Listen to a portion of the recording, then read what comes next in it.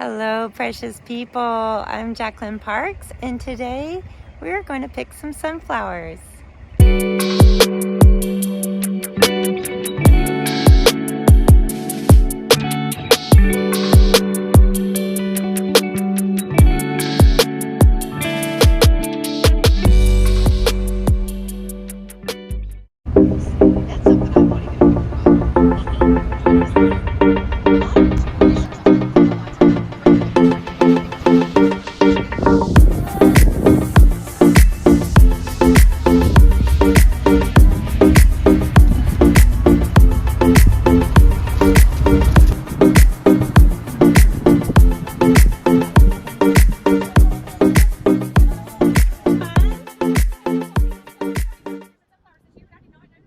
You didn't know this was here? I keep forgetting to come this way, but...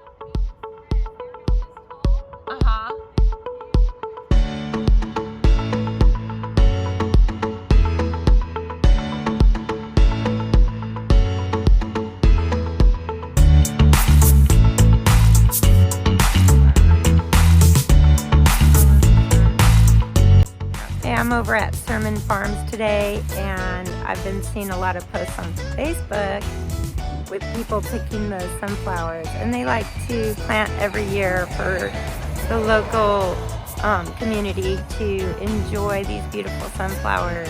And they've in past years made some tributes by planting the sunflowers in different patterns, which I think they use some kind of computer program in order to do that. I'll have to post some pictures of drone footage of their plantings, but today is beautiful. Look at this wonderful, gorgeous sunflowers behind me.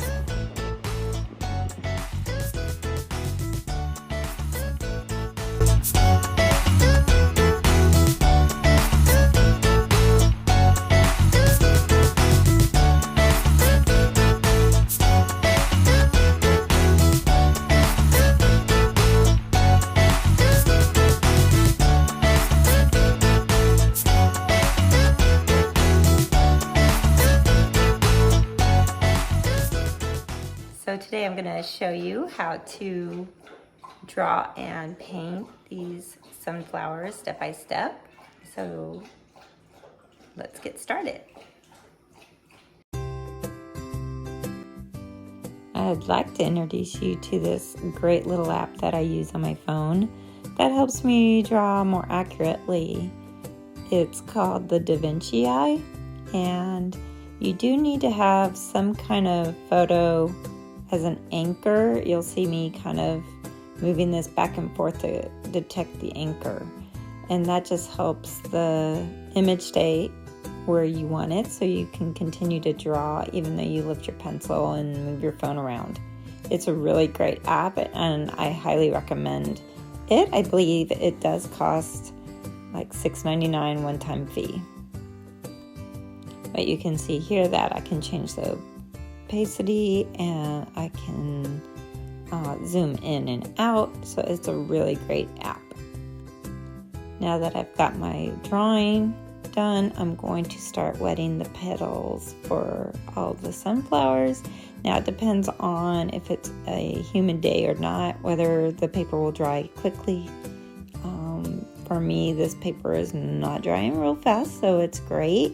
I can wet all the flowers at once.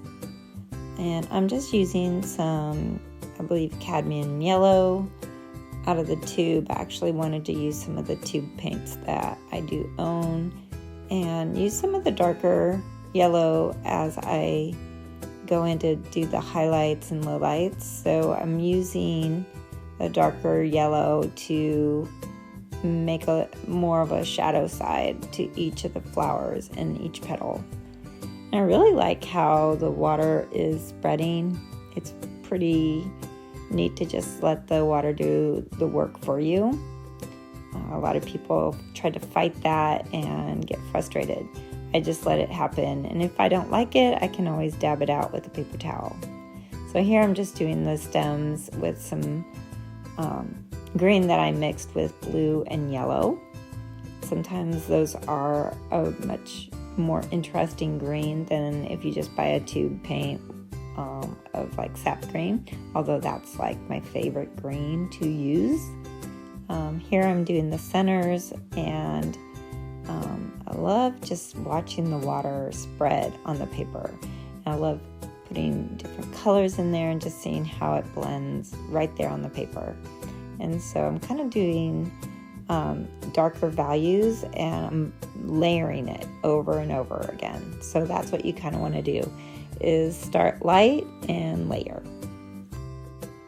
In this next part of the video, I'm focusing more on the vase, which I did take time to draw the water line.